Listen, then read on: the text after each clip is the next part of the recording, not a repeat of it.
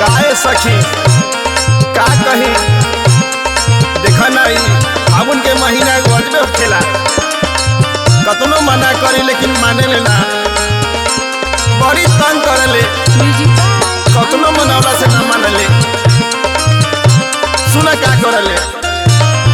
साया में न साड़ी में न डाले पिछुआरी में साया में न साड़ी में न डाले पिछुआरी में साया में न साड़ी में न डाले पिछुआरी में डाल देता रंग सखी धके अकवारी में डाल देता रंग सखी धके अकवारी में डाल देता रंग सखी धके अकवारी में होली है देवर से रंग लगाना हो भौजी रहबू तू गाना देवर से रंग लगाना हो भौजी रहबू तू गाना ए सखी का कही तारा अजबे अजबे वो काम करले हमरा फागुन के महीना में कतनो मना करी ना मानल डाल जब भीतरी त लागे बड़ी पाला लागे ला पाला हो लागे जब पाला लागे ला पाला हो लागे जब पाला छोरे न कलाई हमर खरी कतनो हाला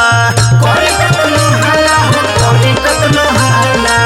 छोरे न कलाई हम कोरी कतनो हाला ए सखी तू ही कुछ उपाय बताओ कोठाना कोठारी में न महलया टारी में अरे कुछ बोला नहीं सखी डाल देता रंग सखी धके अकवारी में डाल देता रंग सखी धके अकवारी में डाल देता रंग सखी धके अकवारी में होली है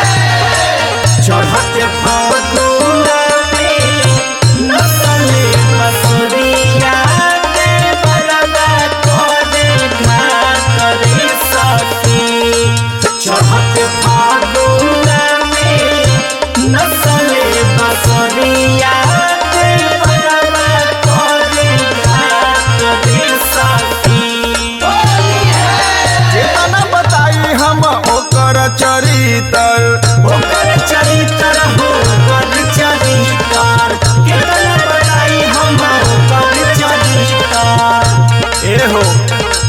मार पिचकारी उतर लहंग के भीतर लहंग के भीतर हो लहंग के भीतर मार पिचकारी उतर लहंग के भीतर 12 बेदर्दी बात रैम्बो रमुआ न धरे अकवारी में ए सुन ना चोलिए में रंग डाले धके अकवारी में